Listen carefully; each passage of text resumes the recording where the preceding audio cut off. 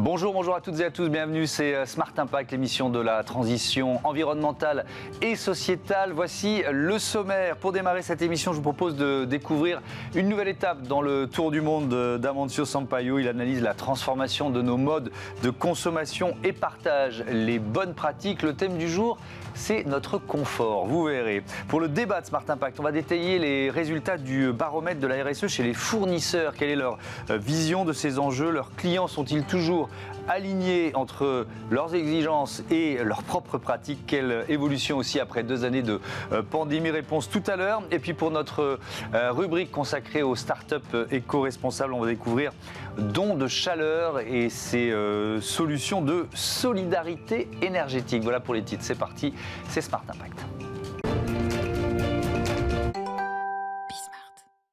Bonjour Amancio Sampaio, bienvenue. Vous êtes consultant en stratégie d'entreprise. Vous vous appuyez aussi sur votre expérience d'ancien PDG pour décortiquer pour nous les mutations de nos modes de consommation.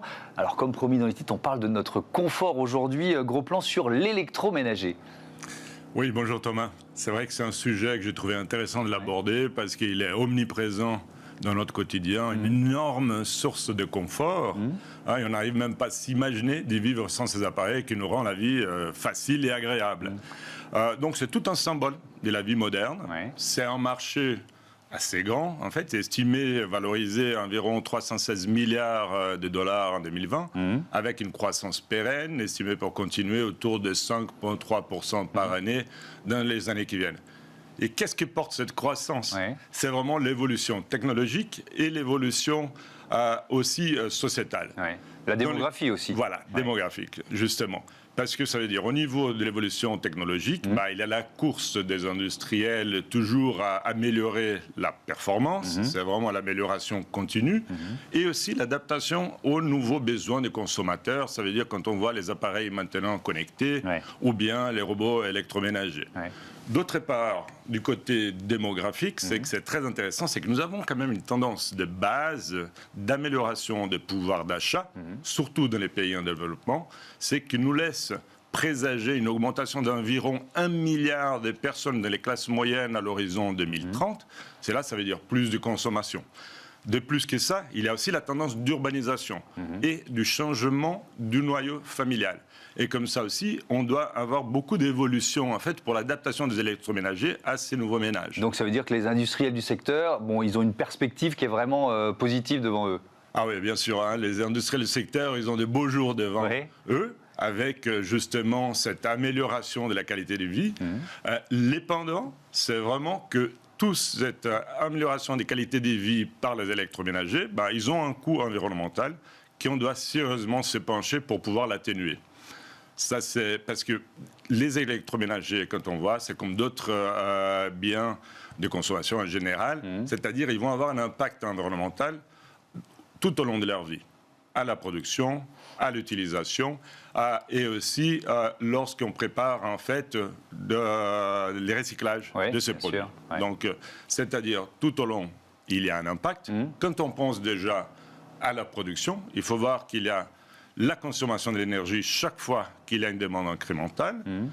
De plus de ça, il y a l'impact écologique en fait de l'extraction et les traitements de matières premières. Alors, quelques exemples de matières premières, ce que ça représente en termes d'extraction. Voilà, pour vous donner une idée, si on voit bien par année, en Europe, l'industrie de l'électroménager, elle va consommer environ 500 000 tonnes d'acier, 200 000 tonnes de plastique, des quantités considérables de cuivre et de l'aluminium. Et comme on le sait tous, la production de l'acier, elle consomme énormément de CO2.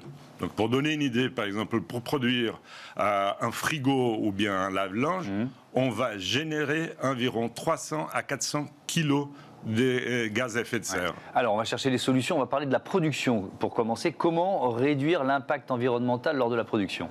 Je crois que si dans les concepts de l'économie circulaire, la meilleure façon de réduire l'impact de la production, c'est de réduire les taux d'achat et des rachats.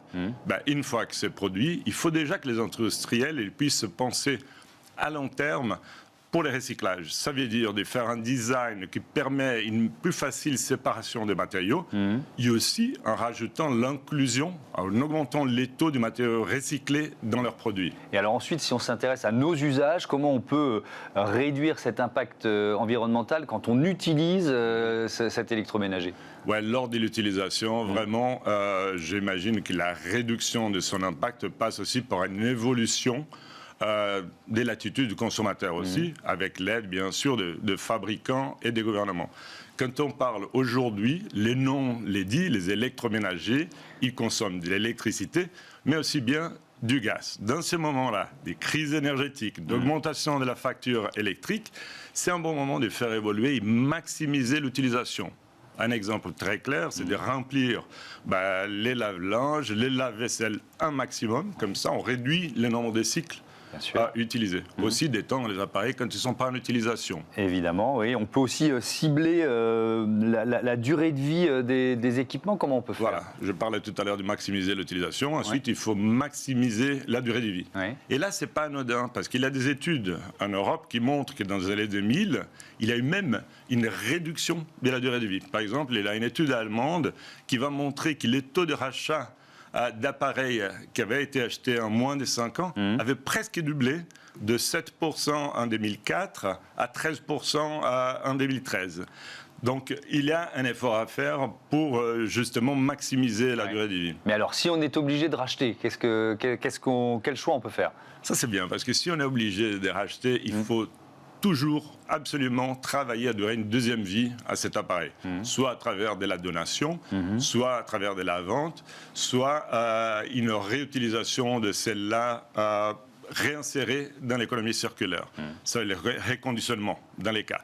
Parce que ça veut dire qu'aujourd'hui, il y a des écosystèmes digitaux qui le permettent de le faire plus facilement. Si on utilise l'exemple de Boncoin, par exemple, qui permet la vente entre particuliers, et aussi un autre bon exemple, c'est la société Beck Market, qui travaille vraiment sur les reconditionnements pour permettre de donner une nouvelle vie à ces appareils. On peut regarder aussi ce que consomme le produit qu'on va acheter, évidemment.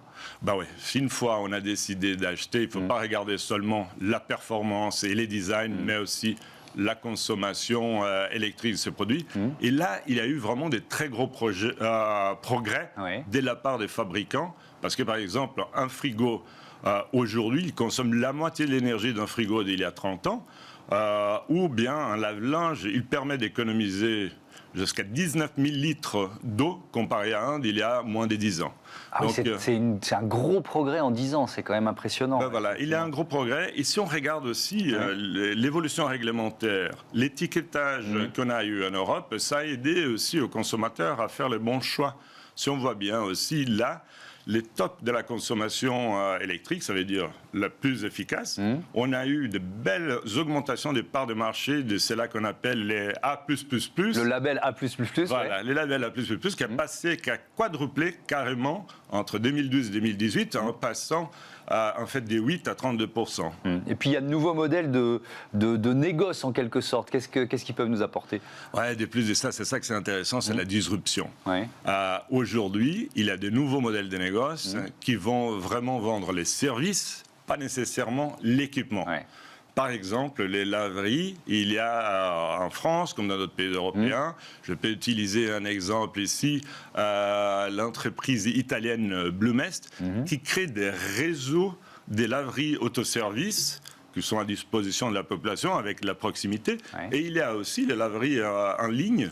Par exemple, là en France, on a les laveurs modernes qui permettent d'un côté d'avoir la praticité pour les consommateurs, d'autre part une utilisation professionnelle des équipements, une réduction de la demande et une meilleure utilisation des eaux usées. Donc ça fait beaucoup de bons arguments. On termine par la question de la fin de vie de l'électroménager. Qu'est-ce qu'on peut en dire? Voilà, une fois qu'on arrive vraiment à la fin de vie, qu'on a essayé de les rallonger, et on doit impérativement les recycler. Et là, il y a encore du boulot à faire, parce qu'en Europe, c'est environ seulement 35% des électroménagers qui sont recyclés correctement. Donc il y a un effort des industriels, des distributeurs, des gouvernements pour augmenter les taux de recyclage et la qualité de recyclage. Parce qu'il y a des appareils, surtout quand on regarde par exemple les frigos, il faut les faire proprement parce qu'il faut éviter que les gaz de refroidissement partent dans l'atmosphère.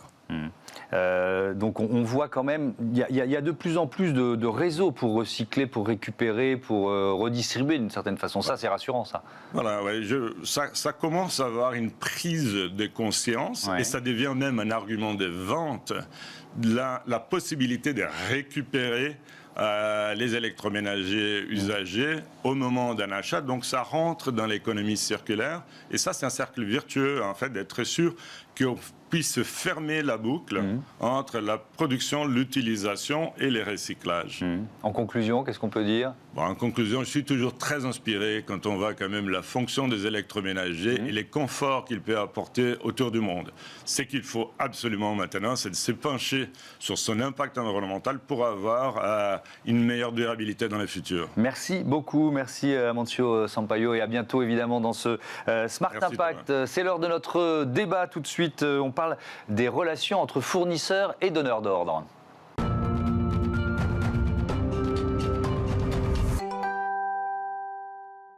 Que pensent les fournisseurs des exigences de leurs donneurs d'ordre ? Voilà le thème de notre débat avec Hélène Valade. Bonjour, bienvenue. Bonjour. Vous êtes présidente de l'Observatoire de la responsabilité sociétale des entreprises. Et Véronique Van Steen, bonjour, bienvenue. Vous êtes chef de projet RSE de la Fédération des entreprises de propreté, d'hygiène et de services associés. Vous publiez donc un baromètre réalisé auprès des fournisseurs sur ces enjeux de RSE. C'est la deuxième édition, c'est ça ? Pourquoi un tel baromètre ? Qu'est-ce que vous cherchez avec ce baromètre ? Je trouve que c'est pas mal de donner la parole aux fournisseurs. C'est peu fréquent, et dans la mesure où la RSE est un sujet qui pénètre de plus en plus la relation fournisseur-donneur d'ordre, ça nous a paru vraiment important de pouvoir mesurer en évolution dans le temps, en plus, comment les fournisseurs se positionnent par rapport à cette question. On savait qu'il y avait beaucoup de critiques parce que la RSE, dans la manière dont elle était donnée à lire aux fournisseurs, paraissait souvent très complexe, les embarquait dans des travaux pour lesquels ils n'avaient pas automatiquement le temps. Et pour autant, le sujet devient central dans la relation donneur d'ordre-fournisseur. D'où la volonté d'en savoir un peu plus.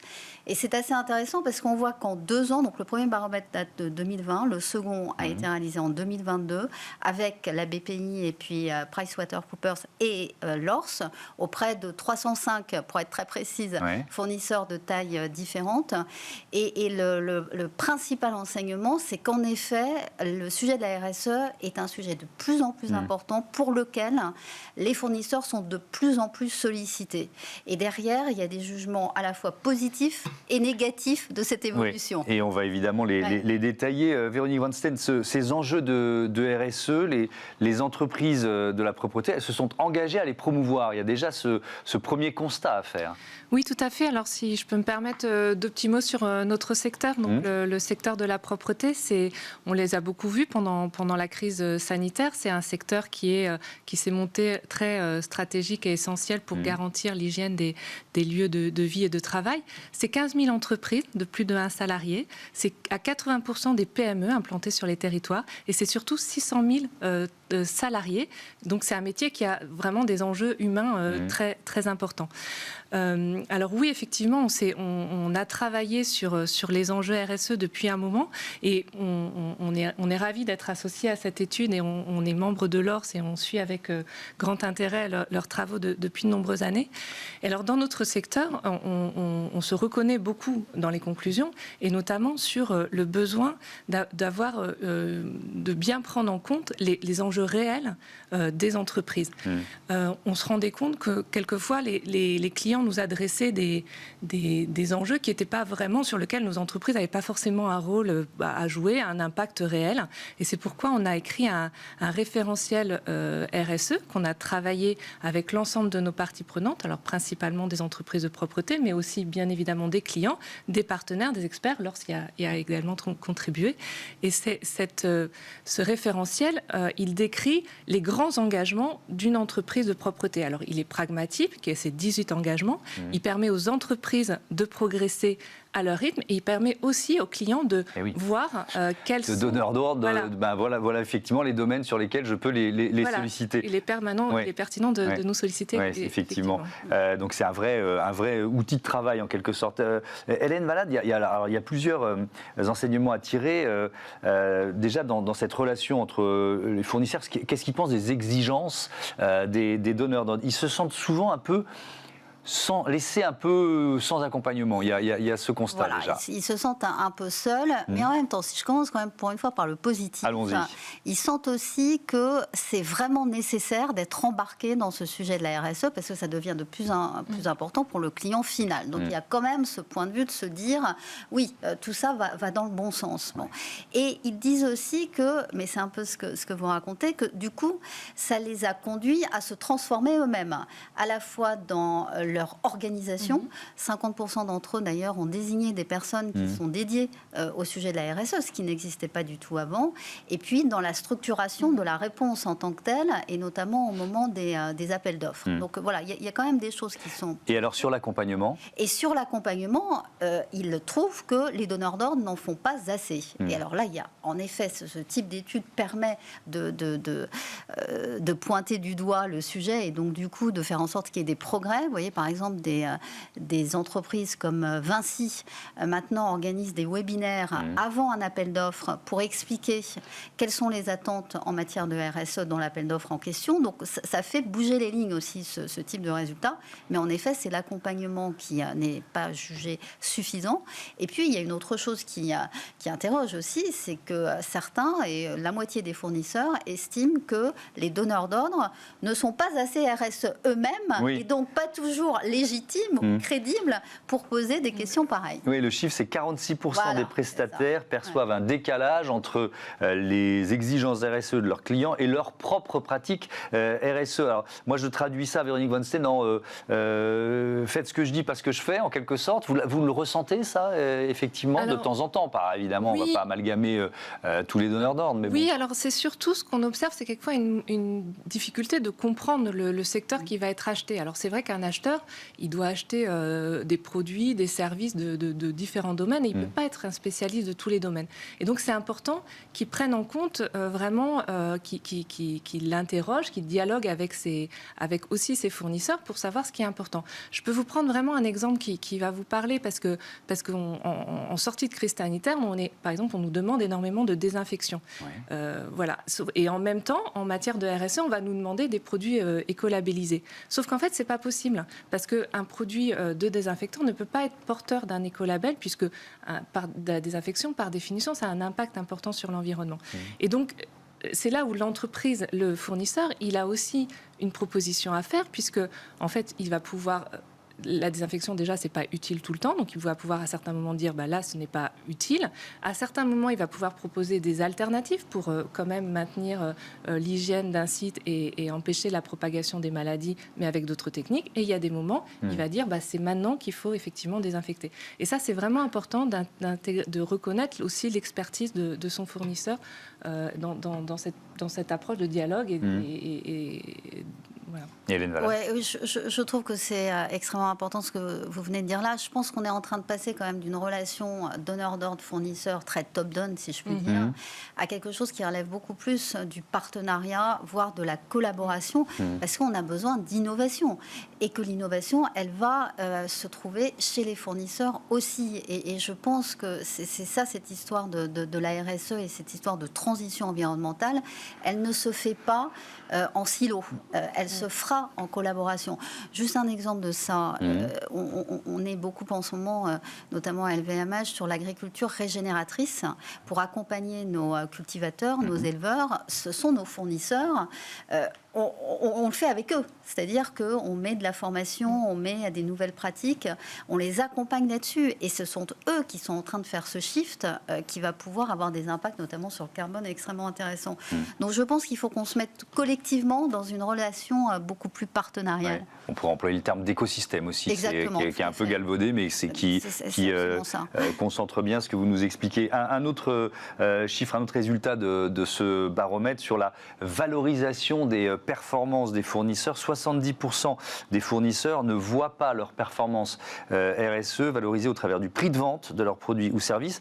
Alors, on a mis le chiffre de 2020 parce que c'est intéressant, c'était 79% en 2020. Donc, il y a un léger progrès, Hélène Valade. Oui, il y a une légère amélioration qui se constate d'ailleurs dans tous les résultats de cette étude, mais le constat reste quand même majoritaire, c'est-à-dire le fait que les réponses sur les critères RSE ne servent pas dans la négociation sur le prix notamment, ni dans le fait d'obtenir l'offre, c'est-à-dire le mieux disant RSE n'est pas automatiquement toujours récompensé, donc ça, même si ça s'améliore, ça demeure quand même un sujet, et je trouve que ça a une capacité d'interpellation justement des donneurs d'ordre. Et ça, on va rester sur votre domaine, les entreprises de propreté, c'est un enjeu majeur, c'est-à-dire que la transformation que vous nous avez décrite en début d'interview, il faut que vous puissiez la valoriser, c'est une évidence, sauf que c'est pas si facile.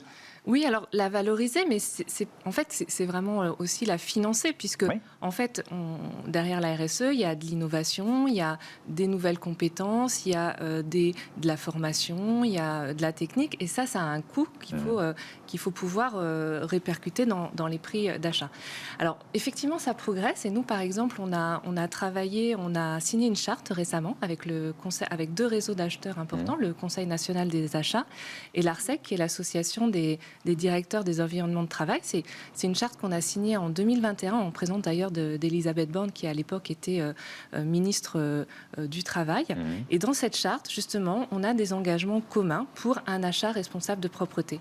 Et dans ces engagements, un des critères, un des axes majeurs, c'est de dire, dans la sélection d'une offre, si on doit donner une notation aux différentes parties de l'offre, le prix ne doit pas représenter plus de 40% de la notation. Parce que, voilà, donc ça, c'est un engagement qu'on a en partenariat avec nos clients. Et il y en a d'autres aussi. Il y a celle d'avoir vraiment une relation équilibrée. On en parlait tout à l'heure, de reconnaître aussi l'expertise des fournisseurs et d'avoir cet espace de dialogue qui est important. Et puis aussi de reconnaître aussi, de s'intéresser aux enjeux sectoriels de notre profession. Et on s'est engagé avec ces réseaux de clients à promouvoir ces bonnes pratiques d'achat de propreté. Et Hélène Valade, vous nous l'avez dit, ce qui est intéressant, c'est de voir la progression. Donc il y a eu le baromètre 2020, il y a celui-ci. Est-ce que vous diriez que la crise, alors on pourrait dire les crises, mais ce sont des accélérateurs de transformation. Il y a souvent cette impression. Est-ce qu'elle se confirme aussi avec le baromètre ? Elle se confirme complètement. On aurait pu imaginer que ça parte dans l'autre sens, c'est-à-dire que les jugements se fassent plus négatifs, et au contraire, dans la mesure où cette crise a été aussi une crise au fond, reconnaissance de l'importance de la transition environnementale, puisque tout le désignait, tout le montrait. Alors, ça se reflète également chez les fournisseurs qui, de plus en plus, s'inscrivent dans ce sillon. Mais je pense qu'il faut qu'on fasse un peu collectivement attention, parce que c'est vrai qu'on soumet nos fournisseurs à de nombreuses pressions, y compris celle qui vient de l'extra-financier, parce que, par ailleurs, et cette volonté que la performance de l'entreprise soit donnée à lire pas simplement sur des critères financiers, mais aussi sur des critères environnementaux, nous incite à interroger nos fournisseurs sur tous ces critères-là. C'est-à-dire, on leur demande leur bilan carbone, par exemple. Voilà, donc beaucoup d'interrogations. Et c'est pour ça qu'il faut qu'on les accompagne de plus en plus. Voilà, passionnant ce baromètre à découvrir, évidemment, sur le site de l'ORS. Merci à toutes les deux et à bientôt sur Bismart. On passe tout de suite à notre rubrique Start-up, la solidarité énergétique au programme.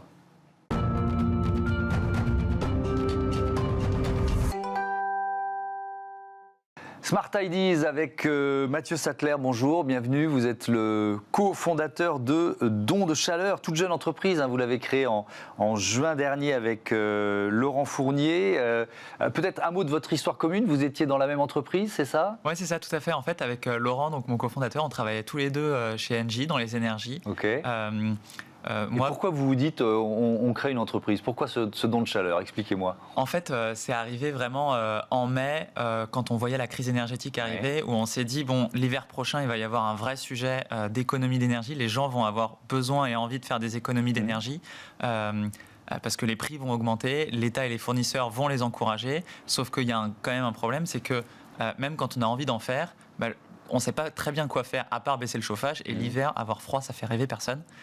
Donc, on s'est dit, il faut essayer de trouver une solution pour aider les gens à réduire leur consommation d'énergie sans que le message ce soit cet hiver, gelez-vous. Oui, effectivement, c'est pas un message très, très positif. Donc il y a cette idée, donc ça s'appelle don de chaleur. Quel défi vous lancez en quelque sorte? Parce que c'est un défi. C'est un défi, effectivement. En fait, c'est un défi. Ce qu'on dit, c'est que c'est un défi de solidarité énergétique. Pourquoi? Parce que, en fait, on propose une application dans laquelle on vous aide à réduire votre consommation d'énergie via des petits défis qu'on veut rigolos.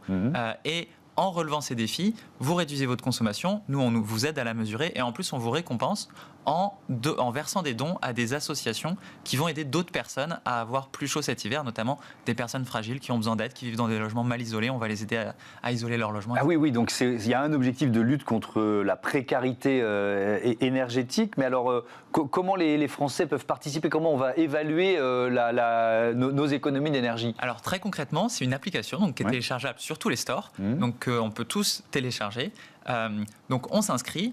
Et nous, on propose des défis. Donc, il suffit en fait tout simplement de relever des défis. Donc, les défis, ça peut être par exemple des petites choses très simples comme aller faire un bonhomme de neige dans son congélateur avec le givre qu'il y a sur les parois du congélateur. Pourquoi? L'objectif, c'est de dégivrer son congélateur et ça permet de réduire la consommation du congélateur. Il sera beaucoup plus efficace comme ça, oui. Effectivement. D'accord. Et vous le mesurez comment? Et en fait, nous, on se connecte à votre compteur Linky, votre compteur connecté.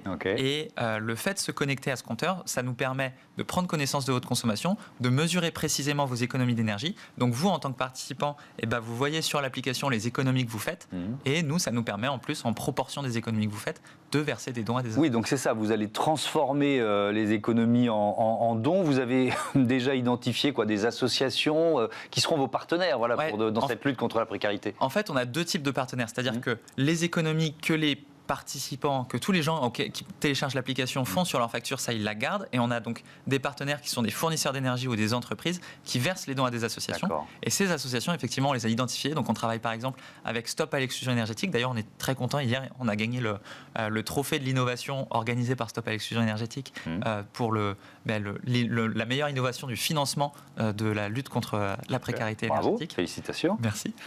Et on travaille aussi par exemple avec Habitat et Humanisme. En gros, l'objectif, c'est par exemple d'aider des personnes qui vivent dans des logements mal isolés à isoler leur logement, des personnes fragiles qui ont du mal à payer leurs factures de fin de mois, les aider à payer leurs factures. C'est aussi mettre à disposition des kits d'urgence, de petits matériels très simples pour réduire ces factures. Don de chaleur, c'est une association, c'est une entreprise de l'économie sociale et solidaire. C'est quoi le modèle économique? C'est une entreprise à mission. Donc, c'est une entreprise. Le modèle économique, en fait, c'est que les partenaires avec lesquels on travaille, donc les fournisseurs d'énergie et les entreprises qui sont les partenaires qui versent les dons aux associations, c'est aussi eux qui nous rémunèrent. Pourquoi? Parce qu'en fait, c'est des acteurs qui, certes, sont engagés sur les sujets de lutte contre la précarité énergétique de par leur activité, mais qui aussi ont un vrai intérêt financier à encourager le sujet de la sobriété. Par exemple, les fournisseurs d'énergie, cet hiver, en fait, le prix de l'énergie, pour nous, jusqu'à maintenant, il a pris 5% avec le bouclier tarifaire, il va grimper à 15% après janvier. Pour les fournisseurs d'énergie, l'énergie a fait x10. Donc l'énergie leur coûte très cher cet hiver, et donc ils ont intérêt à encourager leurs clients à réduire leur consommation d'énergie. Il y aura d'autres projets similaires. Enfin, il faut déjà que celui-là, c'est objectif 1 million de participants, c'est ça? Vous avez mis la barre assez haut. Il y a la barre très élevée. Il y a d'autres idées en projet?